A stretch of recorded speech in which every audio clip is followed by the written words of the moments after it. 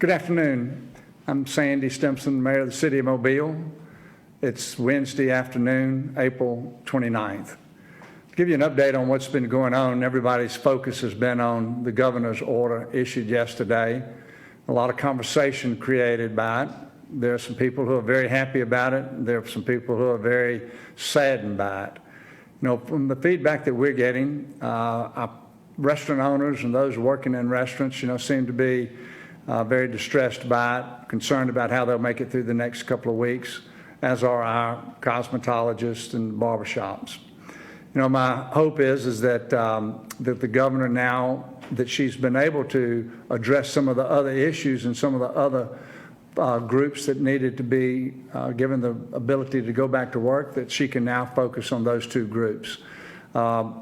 We know you need the relief. I mean, we've been in contact with you. We've heard your stories.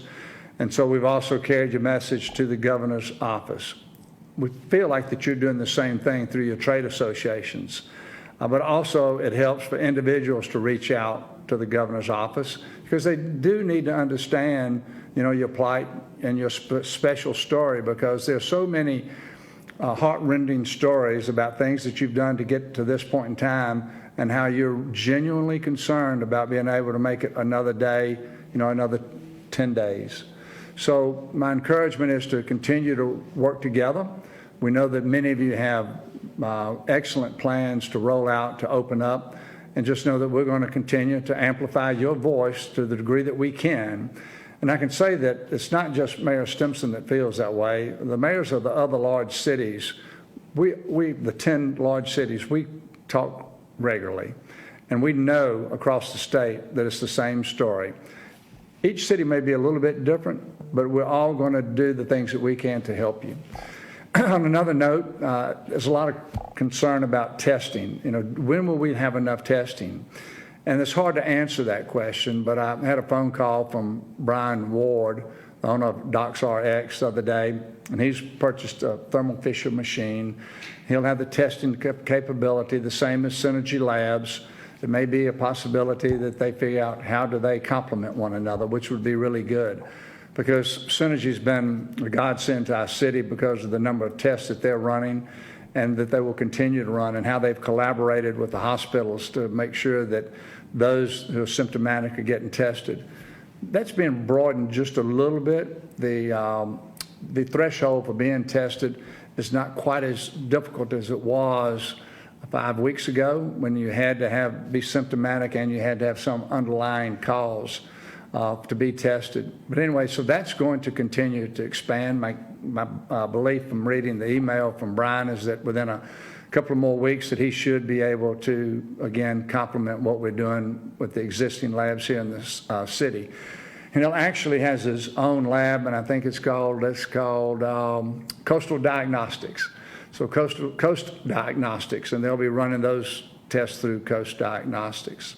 Been some questions about the curfew. Well, tonight is the last night of the curfew, but I would encourage you to please remember that, we put a curfew in really to protect you.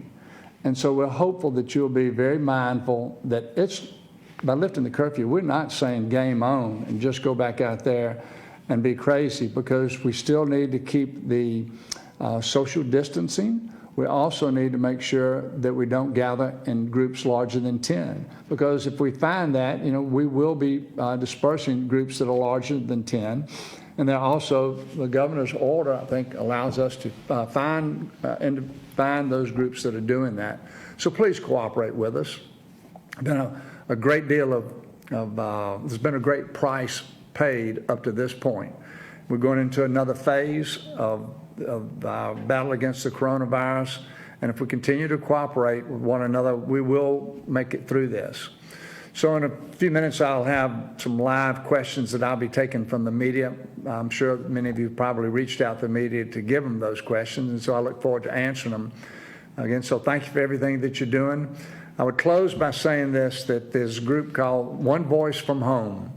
One Voice from Home is about a prayer tonight, where the group that formed the, the Canopy of Prayer organizers have form this prayer for tonight, and it's at 7:00 p.m. from your own home, praying for whatever's on your heart about how you, your family, our community deals with the coronavirus.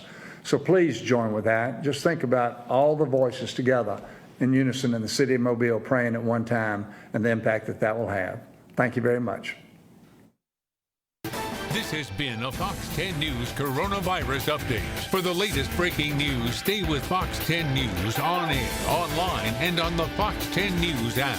We now join our regularly scheduled program.